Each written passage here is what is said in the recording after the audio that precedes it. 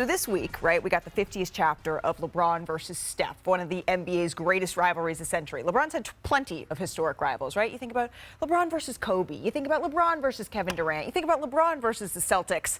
And then you think about the storied rivalry of LeBron James versus sorry, Dillon Brooks. The Lakers, they were in Houston last night. Your city, Chiney, Ogwumike. The Rockets got off to a good start, but that's not what everyone was chattering about. Take a look at Dillon Brooks here, kind of undercutting Jared Vanderbilt there. A completely unnecessary play. I am so mad at the outcome of Dillon Brooks' antics that we're not talking about all the good that Houston did early on, first quarter in the first half as well. There was plenty of good that he did, but watch this. Jared Vanderbilt, he pushes Dillon Brooks there. He was given He's getting his lick back. Given a second technical here, and then was tossed out of the game. Yeah, he didn't get much really money for his money's worth right here. I mean, a little flick in the back of the head, barely touches him, but he's gone. And this is what Dillon Brooks wants, right? He wants to instigate you to overreact, and you're the one that pays the price. So out goes Jared Vanderbilt, but Dillon Brooks, he had a little bit more left in the tank here, Chiney. Watch him on this play here. Passes out. I mean, there was some good here for the Houston Rockets, but then what's going on with LeBron? A non-basketball play that you see right here by Dillon Brooks. I mean, swiping at the ball and then making some kind of gesture at his head. Like, to me, there's no place in the game for that type of stuff. So Brooks is given a flagrant foul. James stays in the game here. Here's a little bit of the good that Dillon Brooks would contribute. He hits a shot over LeBron. It's like taunting right there. Let's know it. The Lakers, they lose big in this one. Here's Anthony Davis on Brooks' antics last night. Yeah, I mean, he went for, a wide open dunk, and he just pushed him in the back.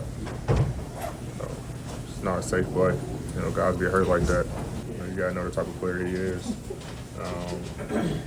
kind of let that just keep going on, and kind of provoked it. He talks and says whatever he wants to the refs, to players, and at the end of the day, we win. Well, we were here earlier in the year. We asked you about Brooks, and you said next question. Okay, next question, but I have a question because, as promised, Perk and Zach are here. Kendrick, what's your reaction to this latest chapter, the antics from Dillon Brooks?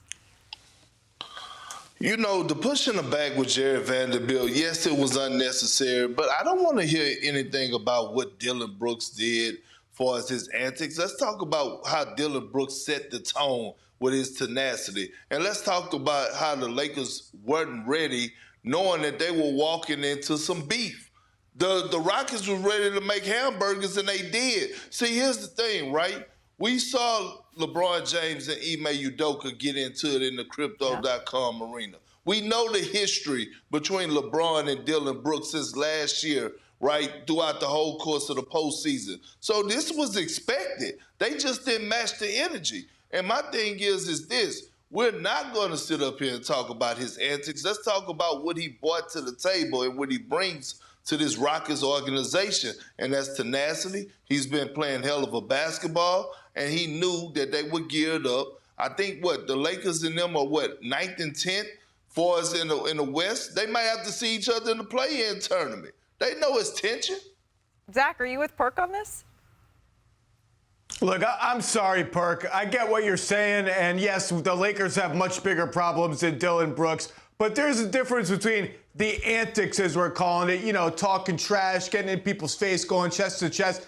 That push in the back is one of the most dangerous things you can do in basketball, and Anthony Davis is right. People do get hurt that way. You flash back a decade plus ago, Andrew Bogut was never the same after he went up for a dunk and Amari Stoudemire got him in the back and he landed wrong and snapped his arm. Was never the same guy. Still a good player, never the same guy. That is totally separate. You should get thrown out of the game for that. And the Lakers are right to be pissed off about it. It's a completely dangerous act. We can talk all you want about the Lakers, but I think we got to separate the antics, which is fine. Dillon the villain, all that. It's a little tiresome, but fine. That push in the back, the Lakers were justified to be upset about it. Yeah, I think I'm with Zach on this. It feels like that was a little bit more than just basketball. I mean, it seems like the story of the Lakers season is whenever they get a big win, it's immediately just followed by a loss to a team that they're expected to beat. So how can they get out of this back and forth cycle and take the next step? I think it all gets back to the mentality of the team. This is a team that is really just built for the postseason, right? That's what they're thinking about. They're not a team that's going to bring that level of intensity every night in the regular season. Their roster isn't made up that way.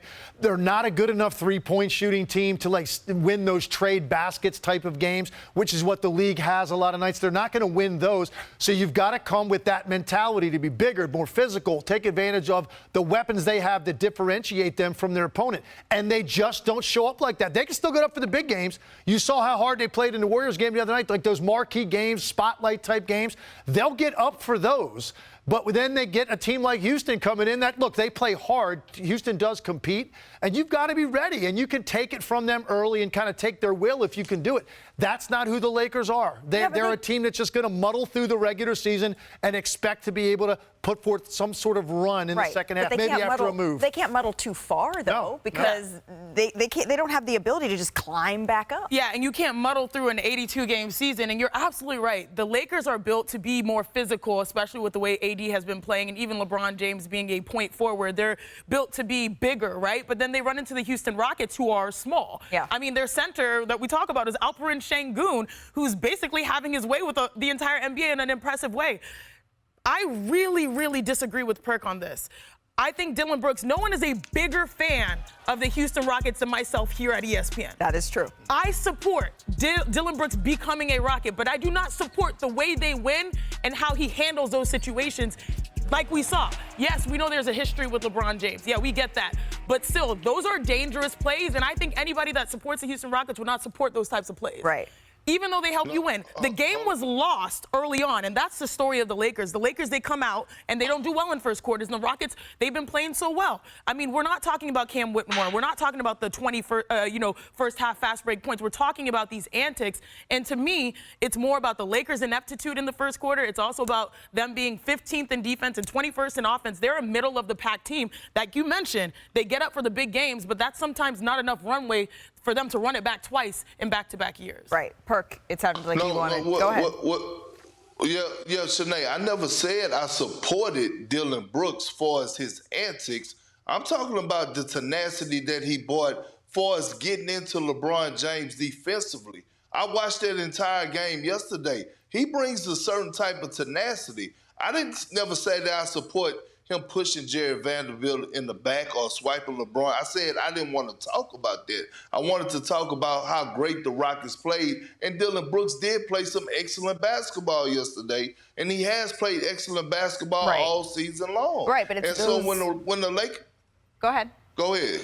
No, it's just those sorts of things, I think Chiney is saying, that overshadow at times. Because here's the thing. Dillon Brooks was assessed a technical foul. He stayed in the game, or flagrant foul, rather. He stayed in the game this time. But the next time, that could be getting tossed from a game like that. And then you really are taking away from your team. But, Perk, since you want to talk about the basketball, I do want to continue down that path a little bit. Zach, when Chiney's talking about the defensive lapses for the Lakers, things of that nature, what specifically did you see in last night's game? Well, last night, I just felt like they got outworked. There were multiple instances of loose balls and gang rebounds, and just there would be 3 or 4 Lakers standing around, and one of these young Rockets, Cam Whitmore, did it 2 or 3 times, would just burst through there. Rui Hachimura, you're just looking at the ball. I'm going to come take it. And look, we can sit here and talk about the Lakers being built for the playoffs. Here's the reality. The Lakers right now are built to be in the 9-10 game in the play-in tournament. That's how far back they are. They're playing in a different universe than the top 4 teams in the West who have lapped the field in that conference. Totally different top 4 in terms of talent and stability than the Lakers ran through last year until they ran into Denver, who is still there. Obviously, look, this team is 21st in offense, 15th in defense. They have a worse scoring margin than the Brooklyn Nets. And last year, there were all these ifs we could point to. If LeBron and AD can be healthy, well, they've been healthy. If they can rearrange their team with the Russell Westbrook trade, they did that and it worked. What are the ifs this year? They've been healthy. I don't know if there's a big restructuring trade on the horizon. Their new starting 5, despite D'Angelo Russell shooting lights out, is -10 for the season. They don't seem to have any answer that can work for more than a quarter and a half. And time is running out until we have to stop talking about this as a playoff-built team, because they're not there right now. Right, sure. There were little stretches right at the beginning of the season. They were without Jared Vanderbilt. They were without Rui Hachimura. There were portions of that. But right now, this team has everything. And you would think with Anthony Davis, with LeBron James playing at the level that they have been playing at, the same team that went to the Western Conference Finals, we're not feeling the same way about that team.